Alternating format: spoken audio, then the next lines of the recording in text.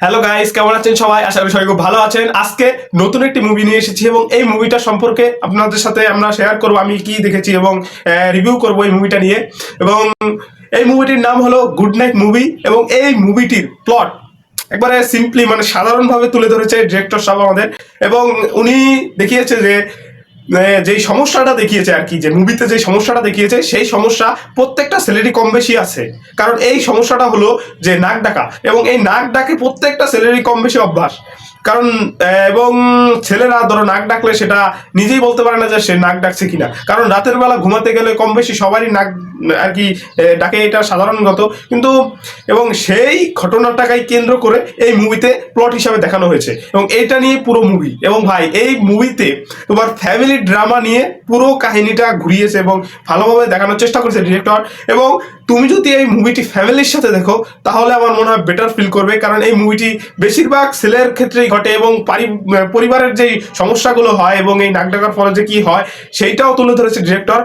যদি তুমি পরিবারের সাথে বা একলাও বসে দেখতে পারো এবং তোমার যেরকম খুশি, কারণ এই মুভিটির প্লট ফ্যামিলির অডিয়েন্সের জন্যই বানানো হয়েছে। এই মুভিটি মুক্তি পেয়েছে 2023 সালে এবং এই মুভিটি বক্স অফিসে ধরো ওরকম চলতে পারেনি, কারণ এই মুভিটি ধরো 4 কোটি টাকা বাজেট, ধরো ইনকাম করছে 5 কোটি টাকার মতো, ধরো বিলো অ্যাভারেজ বা হিট হতে পারেনি ওরকম ভাবে। কিন্তু ভাই ওটিটিতে আসার পর তারপর সবাই কাছেই শোনা যাচ্ছে যে এই মুভিটি মোটামুটি ভালো হয়েছে, অতটাও খারাপ না যতটা ভাবা যায়। ধরো এই মুভিটি খারাপ না, দেখতে ভালোই লাগে, কারণ এই মুভিতে দেখো দেখানো হয়েছে ফ্যামিলি ড্রামা এবং এই ফ্যামিলি ড্রামার মধ্যে তোমার একটা যে ইমোশন দেখানো হয়েছে, বিশেষ করে ইমোশনের দিক দিয়ে ফ্যামিলি অডিয়েন্সের জন্য ইমোশন দেখা গেছে। তারপর যে ব্যাকগ্রাউন্ড মিউজিক আছে, তারপর যে পুরো ফিল মানে পুরো ধরো তোমার এই মুভিটা দেখে ফিল হবে যে না এটা তো আমার ফ্যামিলিতেই ঘটা একটা কাহিনী, এরকম মনে হবে।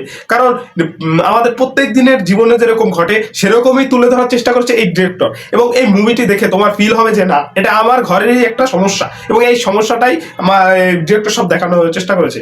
এবং ভাই মানুষ ধরো একবারে সব দিক দিয়ে ভালো এরকম না, কিছু না কিছু তার মধ্যে সমস্যা আছে এবং সেটাই এই মুভিতে তুলে ধরেছে। এই মুভিতে যে দেখানো হয়েছে প্লট যে নাক ডাকা নিয়ে এবং সেইটার সলিউশন খুঁজতে চায় আর কি, যে প্রথমে এর জন্য কত কিছু হয়, মানে যে জব চলে যায় এরকম অবস্থা, তারপরে যে প্রথম যে প্রেম করে প্রেমিকা ছেড়ে চলে যায় এবং যে তারপর একটা মেয়েকে ভালোবাসে, তারপর বিয়ে করে, বিয়ের পর ধরো তার সমস্যা এই রাতে ঘুমাতে পারে না তার বউ, এটা নিয়ে কিন্তু বলতে পারে না যে স্বামীর এই অসুবিধাটা যে নাক ডাকা, কিন্তু স্বামী বুঝতে পারে যে সে ঘুমাতে পারে না সে অসুবিধা, এবং এইটাই নিয়ে ঘুরিয়ে পেঁচিয়ে এটাই দেখানো হয়েছে।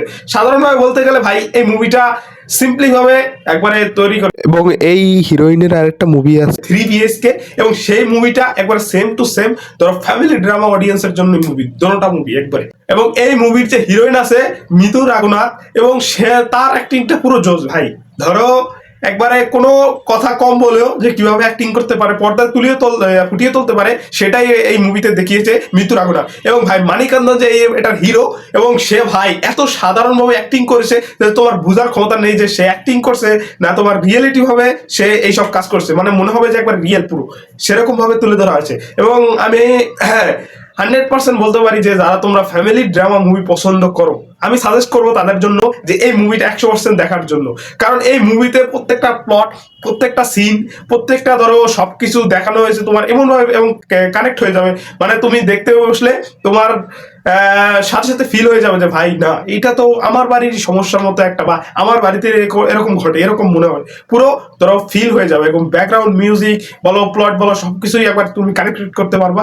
ভাই আমার এক কথা বলতে গেলে এই মুভিটি ধরো আমি কোনো নামও জানতাম না, কিন্তু পরে আমি ইউটিউবে দেখে ফেললাম এবং দেখে আমি পুরো ফিল করেছি যে ভাই এই মুভিটা তো বেস্ট, অতটাও খারাপ না যতটা ধরো ধরো মানুষ বলেছে।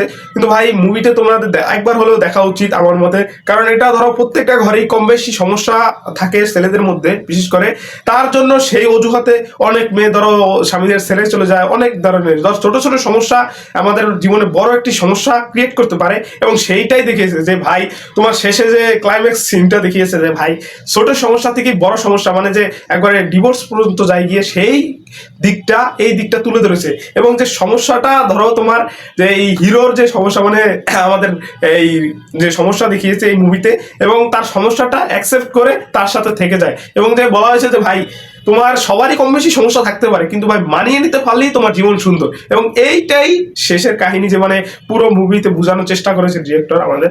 এবং উনি বলতে গেলে যে একবারে বেস্ট ডিরেক্টর আমার মনে হয়। এবং ভাই এই মুভির যে ডিরেক্টর বিনায়ক চন্দ্রশেখরন, তিনি একজন ভালো মানের ডিরেক্টর বলতে গেলে। এবং এই মুভিটির রেটিং ভাই 7 আউট অফ 10 ভাই, একবার ভালো একটি রেটিং। এবং আমি বলতে গেলে যে তোমরা যারা ধরো ফ্যামিলিদের গুরুত্ব দাও না, তারা এই মুভিটি দেখতে পারো। ফ্যামিলি ড্রামা যাদের ভালো লাগে দেখতে পারো, 100% তোমাদের ভালো লাগবে।